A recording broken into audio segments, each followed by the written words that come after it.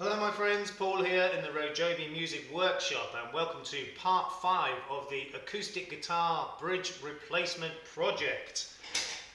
Okay, so today is Monday the 26th of August. It's currently just gone 4 o'clock. I actually finished this guitar this morning, but I've had quite a day today. I had another customer brought his guitar in to me on Saturday, I think. For a restring and to lower the action. So I did that after I'd finished this guitar. Also, one of our music students has bought a guitar, so I've got to set that up for him to pick up. But there's no rush for that because he'll be picking that up next weekend. And I've had, goodness knows how many messages on Facebook Messenger about the other guitars I'm selling, so I've been backwards and forwards doing all sorts of things today. Also, we had the air conditioning engineers out today to fix 2 of our machines at a fair amount of cost, and after they'd left I went in there, so in our music rooms, my newly finished music rooms, and they were flooded. Okay, so I've had that to deal with as well. So I've been cleaning up the floods in the music rooms, had to pick up all the floor tiles, had to take part of the dividing wall down. Apparently they're coming back out to have a look to see, if there's anything else they, forgot to do or whatever. Oh dear, what a day.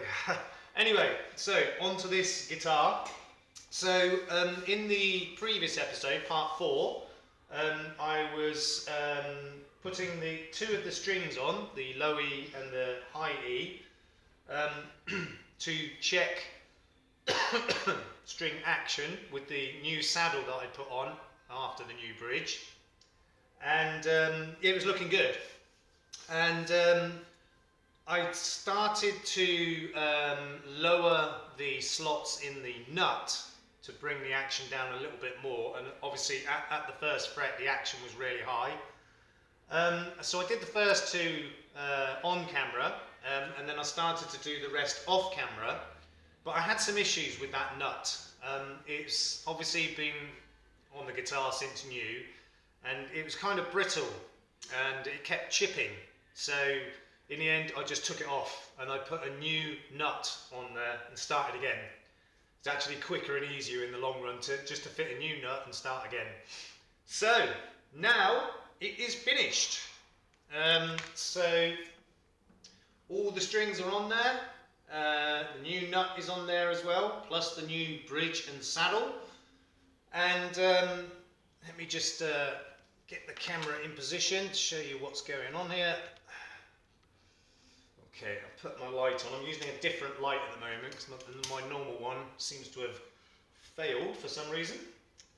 Okay, so let me just zoom in a little bit. Turn the camera. I need to just come down a little bit so that you can see the 12th fret, which is here. Okay, so yeah, I've got all the strings on. The new nut, new bridge, new saddle, and obviously it's still settling a little bit, but I've got it tuned up to pitch, and I'm now going to check the action of all the strings, starting with the low E, and we've got, that's strange, it seems to have come back up again. We've got just over 2 millimeters at the E string, bang on 2 millimeters at the A. The D string we've got, I would say around 2. The G string we've probably got about 1.8 to 1.9. The B string we've got about 1.8, and the E string we've got about 1.8 as well. So the action is as low as I can get it without buzzing. I've obviously made some adjustments to the truss rod as well to get it all evened up. And yeah, it's done, it's finished, ready to go back to the customer. I hope you'll be happy with it, because this has taken me well over 2 weeks to do this. Obviously I've been doing other things as well, so I've not been working on it constantly for 2 weeks, but it's taken me that to get it finished. What with everything else I've been doing as well. Let me turn that light off. So yeah, that's finished. I'm pretty sure the customer will be happy with it. You know, it's got the new bridge, which, you know, still looks absolutely perfect. It looks as though it's always been on there. We've got the new saddle, new nut, we've got the action lowered, and it's as good as it's going to get.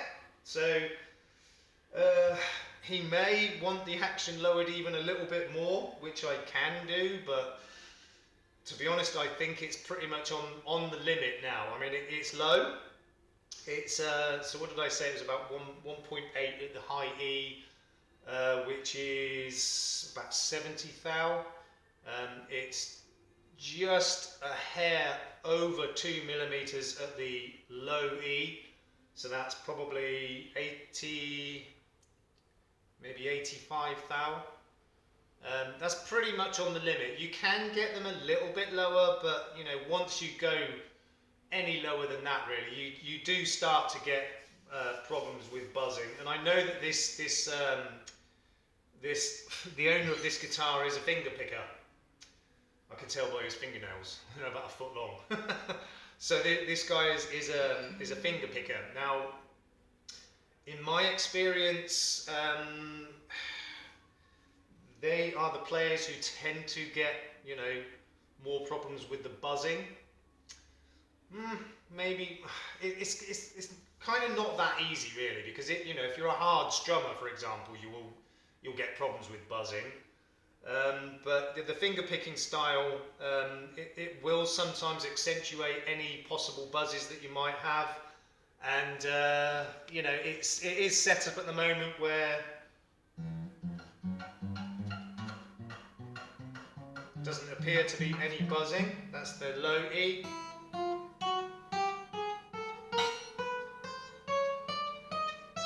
Just check the 2 middle strings as well.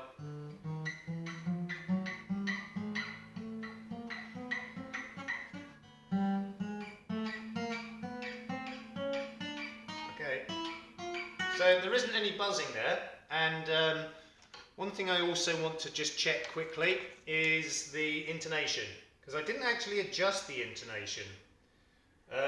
So let's try and position this so you can see what's happening. Okay, so start with the low E.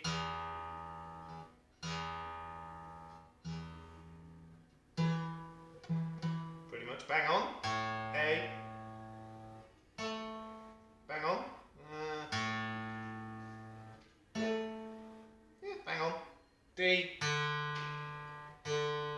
Doesn't matter, the tuning's not right at the moment. Yeah, pretty good. G. That seems to be a little sharp.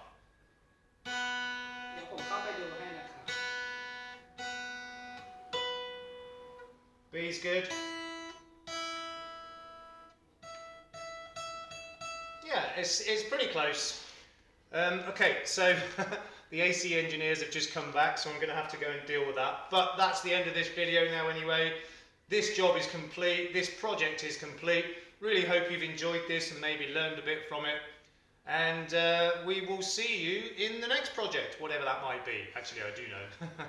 In the meantime, please look after yourselves, look after each other, and we will see you soon. Peace out.